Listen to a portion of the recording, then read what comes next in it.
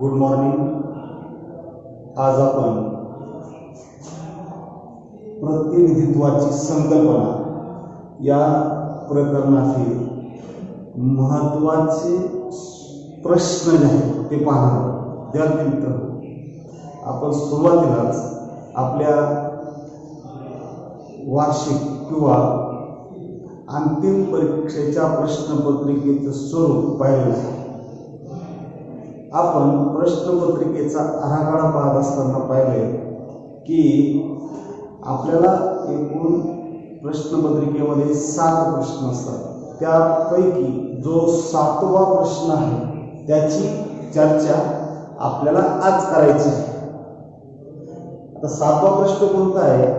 तो हा दीर्घोत्तरी प्रश्न, आपल्या अभ्यासक्रमातील एकमेव दीर्घोत्तरी प्रश्न हा आहे की आपल्याला याचं सविस्तर उत्तर लिहायचं असतं। कमीत कमी 150 ते 200 शब्दामध्ये याचं उत्तर अपेक्षित आहे। या प्रश्नाला 10 गुण असतात, 2 दिले जातात, त्यापैकी 1 आपल्याला लिहायचं असतं।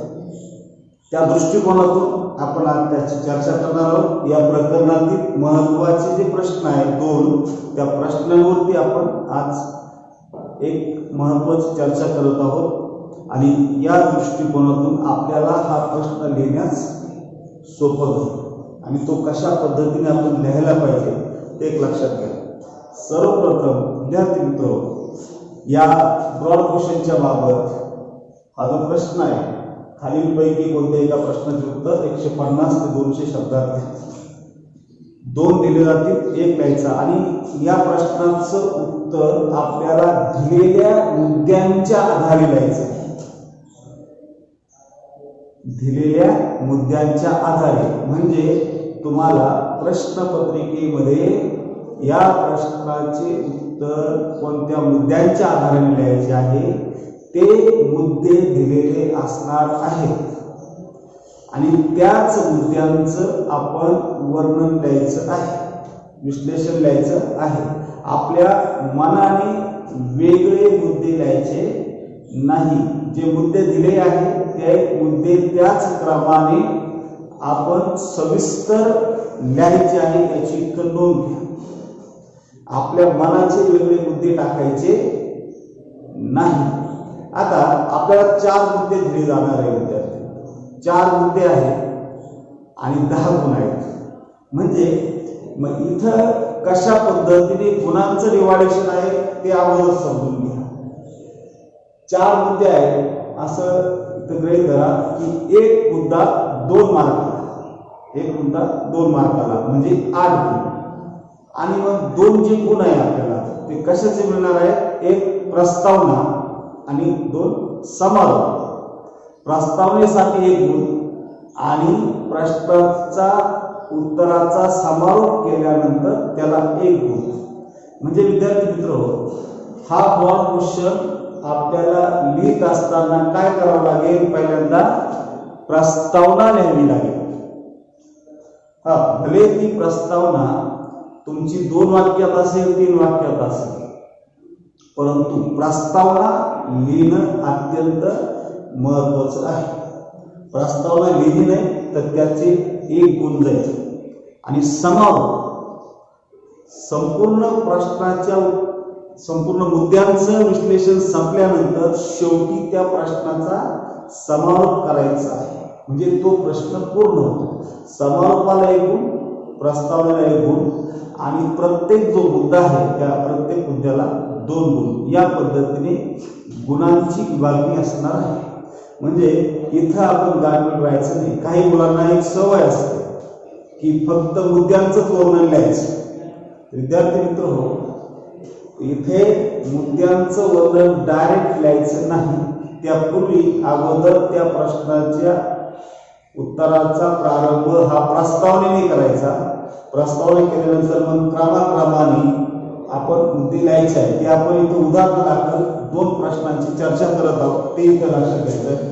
यातला पहिला जो प्रश्न आहे तो आहे प्रतिनिधित्वाचा अर्थ सांगून प्रतिनिधित्वाची माध्यमे सविस्तर स्पष्ट करा। दिलेल्या मुद्द्यांच्या आधारेच आहे आणि खाली 4 मुद्दे दिलेले आहेत.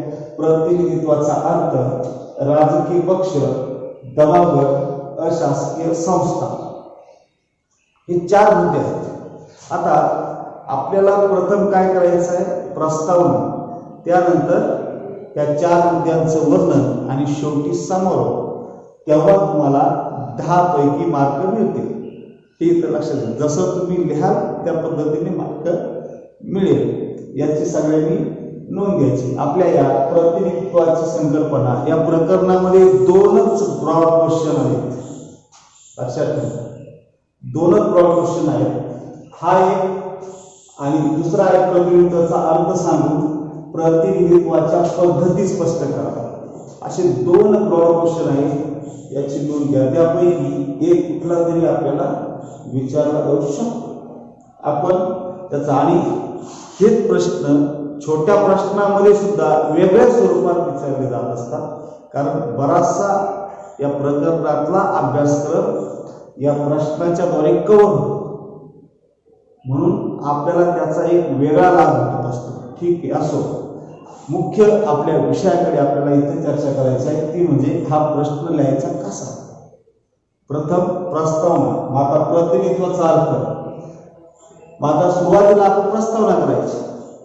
प्रस्तावनेमध्ये काय की प्रतिनिधित्वाच्या बाबतीत चर्चा करायची. लक्षात ठेवा, जगामध्ये लोकशाही, हुकुमशाही असे विविध प्रकारचे शासन व्यवस्था आढळतात. पूर्वीच्या काळामध्ये जगामध्ये प्रथम राजेशाही शासन पद्धत होती. ती एक वेगळ्या प्रकारे एकात्म शासनाचा तो प्रकार आहे. म्हणतात एकात्म, संपूर्ण देशासाठी एकच शासन व्यवस्था होती. त्यावेळेला जनतेचं प्रतिनिधित्व कोणी करत नव्हतं. नंतर हळूहळू लोकांचे प्रतिनिधित्व करणारा वर्ग स्थापित झाला. राजाने आपल्या दरबारी त्यांना बोलवलं, त्यातून प्रतिनिधी सभा तयार झाली आणि त्यातून पुढे त्या प्रतिनिधींनी जनतेचं प्रतिनिधित्व केलं. लोकशाहीची स्थापना झाल्यानंतर लोकांच्या द्वारे अशा प्रतिनिधींची निवड झाली आणि ते प्रतिनिधी जनतेचं प्रतिनिधित्व प्रशासनात करताना आपण पाहतो. तुम्ही या अनुषंगिक तिथे प्रस्तावना लिहू शकता. त्यानंतर प्रतिनिधित्वाचा अर्थ. प्रतिनिधित्व म्हणजे काय आपण सविस्तर याची चर्चा केलेली आहे, त्यामुळे मी फार त्याची पुनरावृत्ती करणार नाही. प्रतिनिधी कशाला म्हटलं जातं आपण पाहिलेलं आहे. ज्या वेळेला व्यक्तीला स्वतःचं काम, स्वतःचं मत, स्वतःचे विचार हे प्रत्यक्ष मांडता येत किंवा प्रत्यक्ष व्यक्त करता येत, अशा वेळेला तो व्यक्ती आपला एक हस्तक, आपले विचार कुणाला तरी ते अधिकार देऊन त्याला व्यक्त करायला. म्हणजे स्वतःचा राज्यकारभार, आपण जर राज्याच्या नुसार विचार केला, स्वतःचा राज्यकारभार व्यक्तीला म्हणजे स्वतःचा कारभार व्यक्तीला स्वतः करणं शक्य नसेल, अशा वेळेला व्यक्ती तो कारभार करण्यासाठी इतर कुणाची तरी निवड करतो आणि तो व्यक्ती त्या व्यक्तीचा कारभार करतो.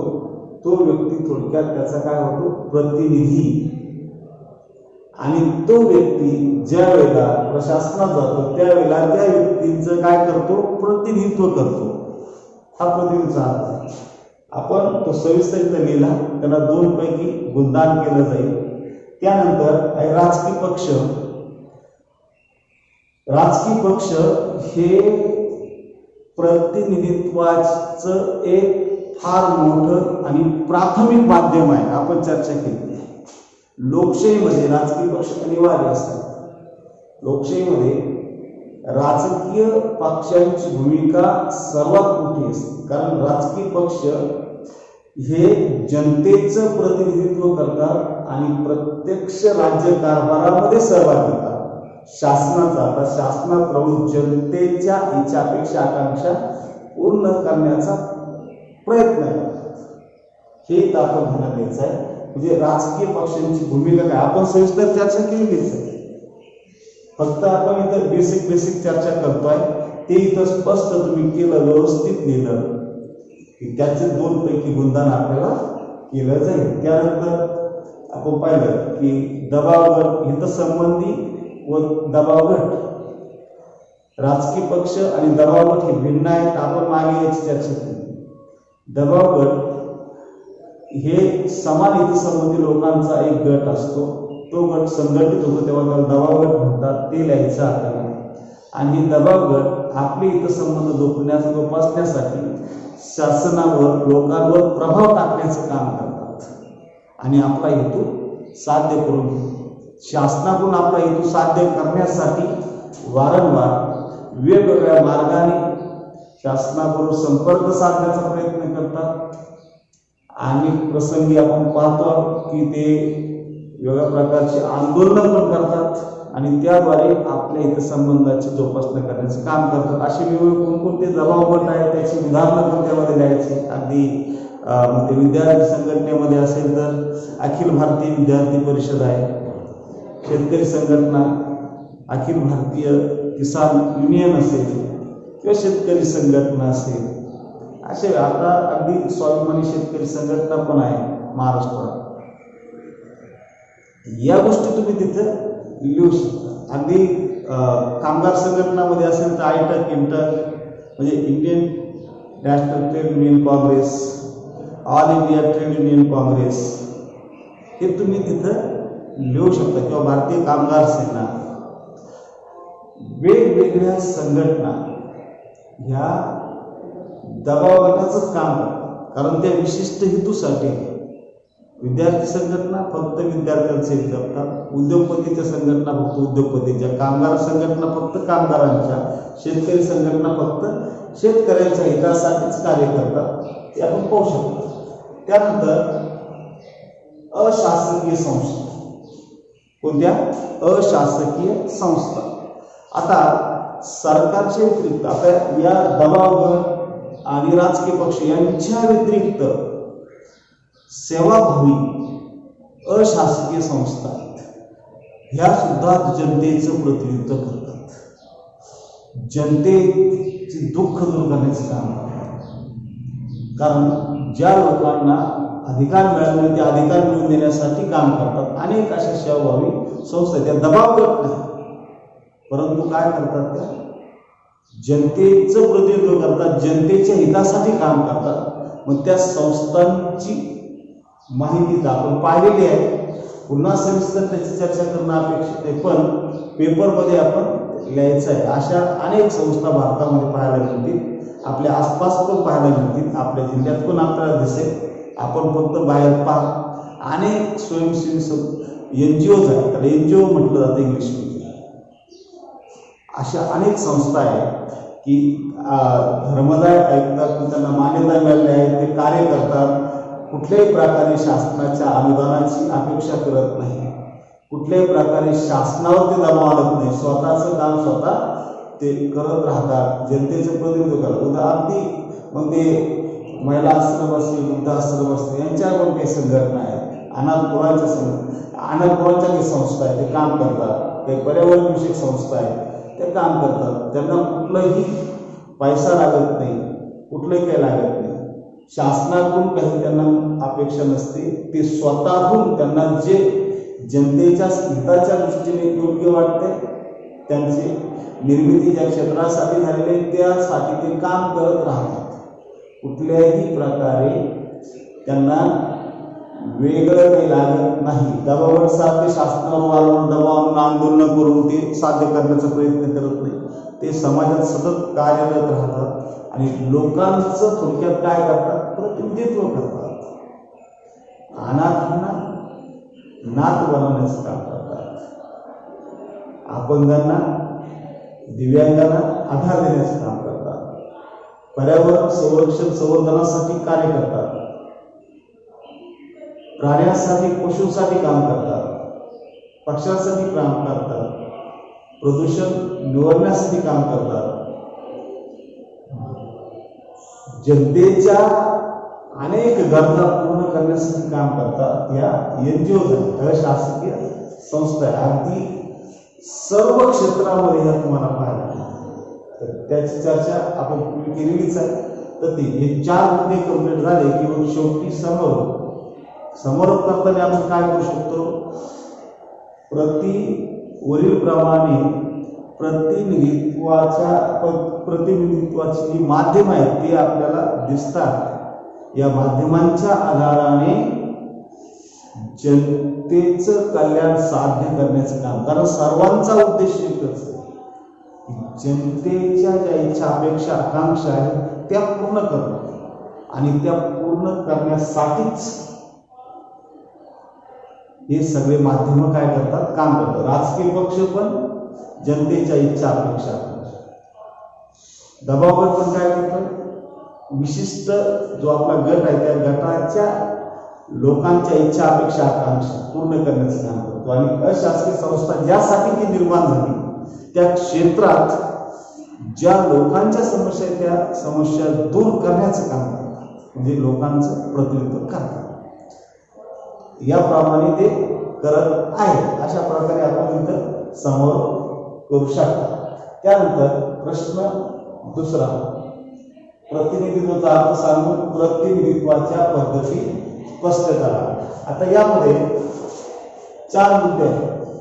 प्रतिनिधित्वाचा अर्थ निवडणूक, नेमणूक, बिगर शासन. तर प्रतिनिधित्वाचा अर्थ आपण पाहिला, इथेही प्रस्तावना करायची अगोदर, त्यानंतर प्रस्तावना झाली की एक मुद्दा घ्यायचा आहे, प्रतिनिधित्वाचा अर्थ, या मुद्द्यामध्ये त्याचं वर्णन द्यायचं. त्यानंतर निवडणूक त्याचा आशय द्यायचा. त्यानंतर नेमणूक त्याचा आशय द्यायचा. त्यानंतर बिगर शासकीयचा आशय द्यायचा. आणि प्रत्येक मुद्दा जो आहे त्याचं वर्णन मुद्द्यासह 2 मार्काला. फक्त मुद्दा लिहिला तर मार्क भेटणार नाही, याची नोंद सगळ्यांनी घ्या. कारण मुद्दे तुम्हाला दिलेले आहे तेच आपल्याला दिलेले आहे. मग तुम्ही तोच मुद्दा फक्त आपल्या उत्तरपत्रिकेत दिला तर मार्क भेटणार नाही. तो मुद्दा लिहून त्याचं वर्णन तुम्हाला द्यायचं. अगोदर प्रस्तावना करायची, नंतर क्रमाक्रमाने एक मुद्द्याचं वर्णन द्यायचं. आता प्रस्तावना केली 2-3 वाक्यामध्ये. त्यानंतर प्रतिनिधित्वाचा अर्थ, आता सांगितल्याप्रमाणे प्रतिनिधित्वाचा अर्थ आपण लिहायचा आहे. त्यानंतर निवडणूक, प्रतिनिधित्वाची काय पद्धत. प्रतिनिधित्व लोक आपले प्रतिनिधी यांची निवड ज्या प्रकारे करतात त्याला प्रतिनिधित्वाच्या पद्धती म्हणतात. मग ते कोणते प्रकार आहेत प्रतिनिधित्वाचे, ते आहेत निवडणूक, नेमणूक आणि बिगर शासकीय. या पद्धतीने प्रतिनिधित्व जनतेचं केलं जात असतं. आता निवडणुकीच्या माध्यमातून जनता आपले प्रतिनिधी निवडून देतात आणि ते प्रतिनिधी जनतेचं प्रतिनिधित्व करतात. लोकशाहीमध्ये आपण पाहतो की निवडणुकीच्या माध्यमातून जनता आपले प्रतिनिधी निवडून देतात. आपण पाहिले की त्यासाठी मतदारसंघ तयार केले जातात. जनतेला मतदानाचा अधिकार दिला जातो. वेगळ्या देशामध्ये मतदारांचं वय निश्चित आहे. मतदारसंघ 1 सदस्यीय, बहुसदस्यीय मतदारसंघ असतात, पाहिलेला आहे. त्यानंतर निवडणुकीच्या पद्धती आहेत. प्रमाणशील प्रतिनिधित्व, प्रादेशिक प्रतिनिधित्व थोडक्यात. त्यानंतर प्रमाणशील प्रतिनिधित्व जे आहे तर त्याची चर्चा आपण केली. त्यामध्ये आपण एकल संक्रमणीय पद्धत त्याची चर्चा केलेली आहे. याचं वर्णन इथं तुम्ही लिहू शकता. म्हणजे निवडणुकीच्या माध्यमातून जनता आपले प्रतिनिधी निवडून देतात. निवडणुका या कशा होतात, काय होतात ते त्या देशाच्या लोकशाहीच्या तरतुदीवर अवलंबून आहे. हे इथं लक्षात ठेवा. मतदारसंघ त्यासाठी पाडले जातात देशाची. त्यानंतर प्रत्येक मतदारांना मतदानाचा अधिकार दिला जातो प्रत्येक नागरिकाला. नागरिकाला मतदानाचा अधिकार देताना काही मर्यादा असतात, काही नियम असतात. प्रत्येक देशाच्या वेगवेगळ्या. सुरुवातीच्या काळामध्ये आपण पाहिलं होतं की फक्त पुरुषांना मतदानाचा अधिकार होता लोकशाहीमध्ये. नंतर हळूहळू स्त्रियांना देखील मतदानाचा अधिकार मिळाला. आणि आज आपण पाहतो सगळीकडे सार्वत्रिक प्रौढ मताधिकार पद्धतीने सर्वांना मतदानाचा अधिकार आहे. भारतात 18 वर्ष पूर्ण केल्यानंतर प्रत्येक भारतीय स्त्री पुरुष नागरिकाला मतदानाचा अधिकार आहे. निवडणुकीच्या माध्यमातून जनता पण आपले प्रतिनिधी निवडून देतात आणि ते विशिष्ट काळासाठी निवडले जातात, कायमस्वरूपीच्या काळासाठी नाही. विशिष्ट भारतात 5 वर्षासाठी त्यांची निवड आहे प्रतिनिधींची, आणि वेगळ्या देशामध्ये कालावधी कमी अधिक आहे, पण बहुतेक देशामध्ये 5 कालावधी ही तर आपण लक्षात घ्या. त्यानंतर प्रतिनिधीची दुसरी पद्धत आहे नेमणूक. शासनामध्ये जनतेचे प्रतिनिधी नेमण्यासाठी नेमणूक पद्धतीचा अवलंब केला. इथं प्रत्यक्ष निवडणूक होत नाही, शासनाच्या द्वारे विशिष्ट लोकांच्या नेमणुका होतात. लक्षात नेमणुका होतात शासनात, इथे निवडणूक होत नाही. मग शासकीय अधिकारी वगैरे आपण पाहतो त्यांच्या काय होतात, नेमणुका होतात. त्यांना कुठल्याही प्रकारे इथे निवडणूक लढवायची नसते. शासकीय सर्व कर्मचारी त्यांच्या काय होतात, नेमणुका होतात, निवड होते. लक्षात त्यांच्या नेमणुका होत असतात. शासकीय नियमानुसार शासन त्यांच्या नेमणुका करतात, निवडणूक होत नाही. हे त्या लक्षात सर्व शासकीय कर्मचारी मग क्लास 1 पासून ते 4 पर्यंतचे सर्व प्रकारचे अधिकारी कर्मचारी यांच्या काय होतात, नेमणुका होतात. शासनातल्या काही उच्च पदस्थ व्यक्तींच्या देखील काय होतात, नेमणुका. निवडणूक होत नाही. अगदी पहा, भारताच्या सर्वोच्च न्यायालयाचे सरन्यायाधीशापासून ते उच्च न्यायालयाच्या जिल्हा न्यायालयाच्या न्यायाधीशापर्यंत सर्व न्यायाधीशांचे काय होतात, नेमणुका. त्यांच्या निवडणुका होतात का, नाही होत. भारताचे जिल्हा अधिकारी तहसीलदार यांच्या यांची निवडणुकीतून निवड होते का, तर यांची पण देखील काय होते, नेमणूक होते. फक्त याला काय केलेलं आहे, काही पात्रता ठेवलेलं आहे. त्या पूर्ण करणाऱ्या व्यक्तीच्या नेमणुका शासन करतात. मग त्याचे निकष आहेत त्या पात्रतेचे, ते जे पूर्ण करतील ते हे आपण इथं लिहायचं आहे. त्यानंतर चौथा मुद्दा आहे बिगर शासकीय प्रतिनिधित्व करणारा. हा एक अत्यंत महत्वाचा घटक आहे. बिगर शासकीय म्हणजे बिगर शासकीय ज्या संस्था आहेत इथून सुद्धा जनतेचं प्रतिनिधित्व केलं जात असतं. इथं शासन नाही, ही इथं लक्षात घ्या. वेगवेगळ्या प्रकारच्या बिगर शासकीय संस्था, ॲम्नेस्टी इंटरनॅशनल सारख्या वगैरे, तर या बिगर शासकीय संस्था देखील काय करतात, या देखील जनतेचंच प्रतिनिधित्व करत असतात आणि जनतेचे प्रश्न सोडवण्याचं काम करत असतात. अशा अनेक आपण चर्चा केलेली आहे पूर्वी, त्यामुळे याची सविस्तर इथं मी चर्चा करत नाही. फक्त प्रश्नांची उत्तरं कसे लिहायची ते आपण चर्चा करतो. मग याचं असं सविस्तर इथं वर्णन लिहिलं, शेवटी समारोप करायचा. समारोप 1-2 वाक्यात झाला तरी चालतो. समारोप आणि प्रस्तावना पुन्हा एकदा सांगतो की समारोप आणि प्रस्तावना याला एक गुण आहे. म्हणजे 2 गुण तुम्हाला प्रस्तावना आणि समारोप यांच्या दोन्हीचे मिळून मिळतील. आणि 4 मुद्दे जे आहेत या प्रत्येकी 4 मुद्दे जे आहेत त्या प्रत्येकी 2 गुण, म्हणजे 4 गुण 8 मार्क आणि 2 गुण प्रस्तावना आणि समारोप या 2 गोष्टींसाठी आहेत. या पद्धतीने 10 गुणांचा हा महत्वाचा प्रश्न आहे. आपण जर या सिस्टीमने लिहिली तर 10 पैकी जास्तीत जास्त चांगले मार्क आपल्याला मिळतील. अगदी 10 पैकी 10 पण मिळत असतात. जर आपण त्या पद्धतीने लिहिलं तर अतिशय महत्वाचा, सोपा आणि आपल्या या अभ्यासक्रमामध्ये असणारा, आपल्या प्रश्नपत्रिके स्वरूपामध्ये असणारा एकमेव दीर्घोत्तरी प्रश्न आहे जो तुम्हाला सविस्तर लिहायचा आहे. शॉर्टकट लिहायचं नाही. पहिली गोष्ट इथं ध्यानात घ्या, इथं तुम्हाला 150 ते 200 शब्दात उत्तर लिहायचं आहे.